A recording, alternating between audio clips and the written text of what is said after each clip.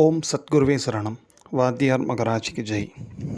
குரு அருளால் கால ரகசிய பதிவேட்டில் பார்க்கக்கூடிய விஷயமானது வேதனை தீர்க்கும் வேல் வழிபாடோட சில குறிப்புகள். குறிப்பாக அந்த வேல் வழிபாடு நித்தமும் டெய்லி பண்ணுறதே ரொம்ப பெரிய நல்ல காரியம்தான். பட் இருந்தாலும் சில குறிப்பிட்ட காலங்களில் சில குறிப்பிட்ட நேரங்களில் அதுலேயும் அந்த நாட்களில் ரொம்ப ஒரு 1.5 மணி நேரம் ஒரு முகூர்த்தம், அந்த முகூர்த்தத்துக்குள்ளே 1.5 மணி நேரம்லாம் ஆகாது ஒரு வேல் வழிபாடு பண்ணுறதுக்கு.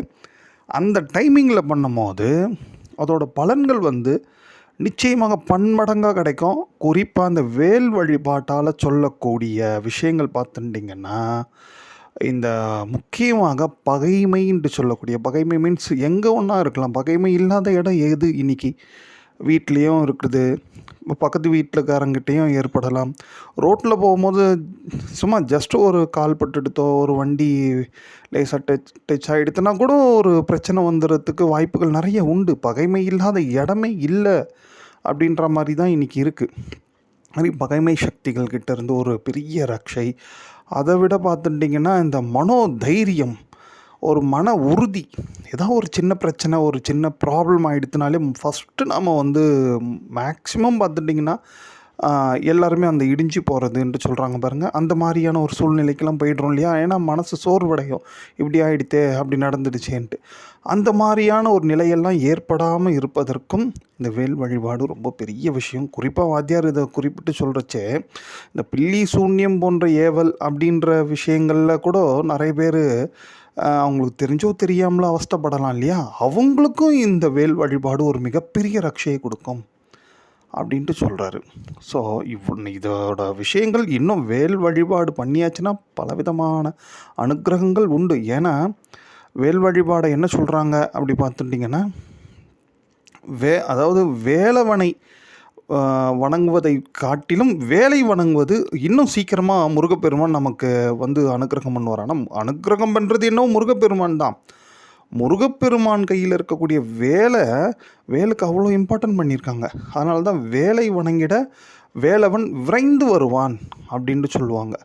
அதனால தான் அந்த வேல் வழிபாடு இது இப்போது ஏதோ இந்த கொஞ்ச காலமாக தான் இதோட விஷயங்கள்லாம் நிறைய நம்ம மக்களுக்கு தெரிய நிறைய பேர் பண்ண ஆரம்பிச்சிருக்காங்க. பட் ஆனால் இதெல்லாம் ராமாயண காலத்திலருந்தே ஆரம்பித்தது தான் இந்த வேல் வழிபாடு. அந்த குளிகன் இதெல்லாம் நிறைய அப்போத்துலேருந்தே ஆரம்பிச்சிருக்கிறதாகவும் சொல்கிறாங்க.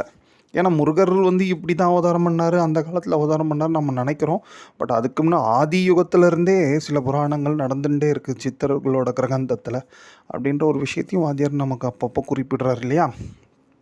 சரி, இப்போ இந்த வேல் வழிபாடு எப்படி பண்ணலாம் அப்படின்ட்டு நீங்கள் பார்த்துட்டிங்கன்னா, எப்பொழுதுமே குளிகை நேரம் அப்படின்ட்டு ஒன்று வரங்க.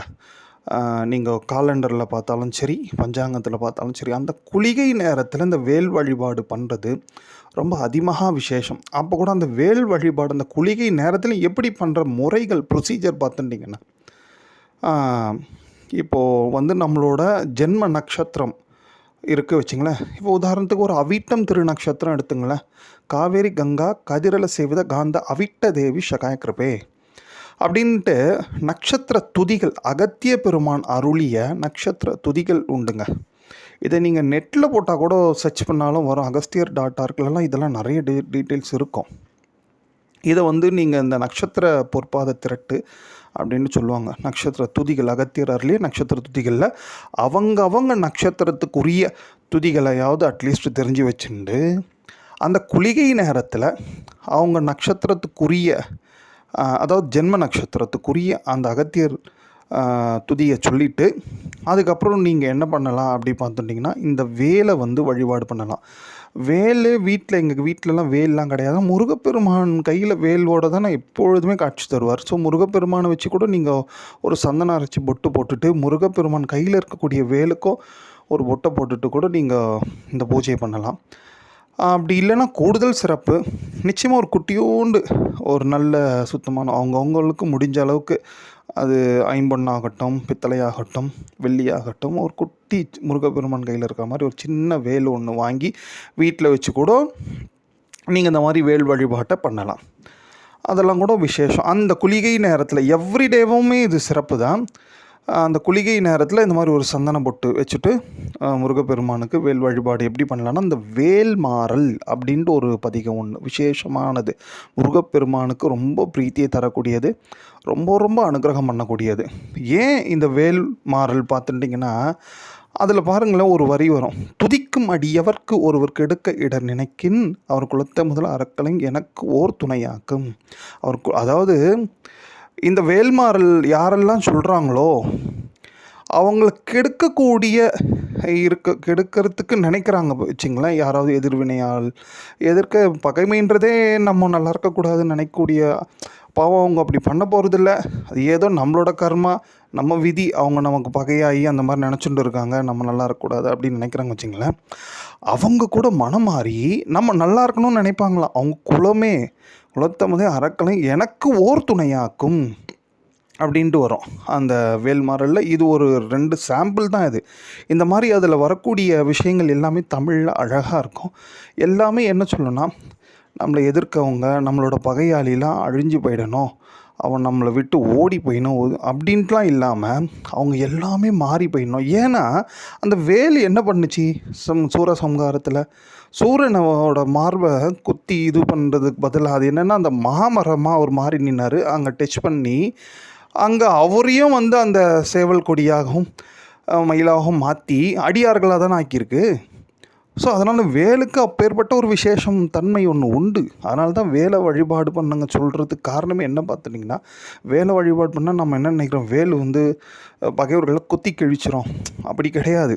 பகைவராக யாருமே இருக்கவே மாட்டாங்க. அதுதான் நமக்கு வேணும். ஏன்னா பகைவரும் நல்லா இருக்கணும். அவங்க ஏதோ ஒரு சின்ன கான்ட்ரவர்சி, சின்ன கருத்து வேறுபாடால் தான் இந்த பகைமை இருக்கே காண்டி ஒன்றையும் அவங்களும் இந்த பூமியில் வாழ்கிறதுக்கு தான் இருக்கிறாங்க, நம்மளும் வாழணும். ஸோ எல்லாருமே வாழணும். அப்போ எப்படி வாழணும்னு எல்லாருமே ஒன்றுபட்டு ஒற்றுமையாக வாழணும். அதுக்கு உதவக்கூடிய ஒரு மிக விசேஷமான ஒரு வழிபாடு தான் வேல் வழிபாடு. இல்லை நினைக்கிறான் இப்போ இருக்கிற வேலையில் பணம் தான் பெரிய பிரச்சனையாக இருக்குது, இதெல்லாம் ஒரு பிரச்சனையாக அப்படின்னு நினைக்காதீங்க.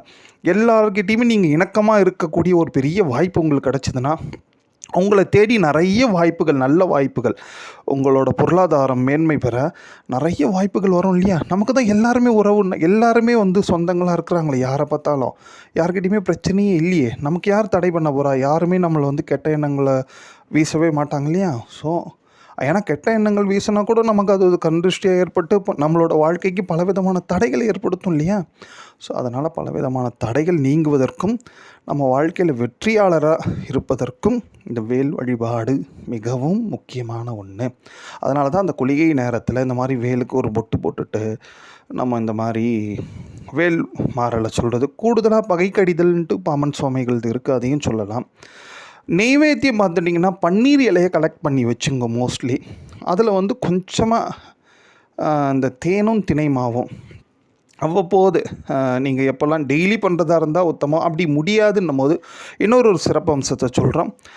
எப்படி இந்த வேல் வழிபாடுக்கு குளிகை நேரம் உகந்தது அப்படி சொல்கிறோமோ, அதே போல் நட்சத்திரங்களில் பூச நட்சத்திரம் அதிகமாக விசேஷமானது.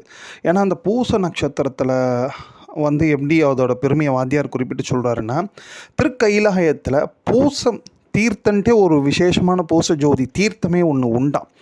அந்த தீர்த்த கரையில் தான் வஜ்ரவேலை சிவபெருமான் சுவாமியே முருகப்பெருமானுக்கு கொடுப்பதாக ஒரு ஐதீகமும் ஒன்று இருக்கிறது.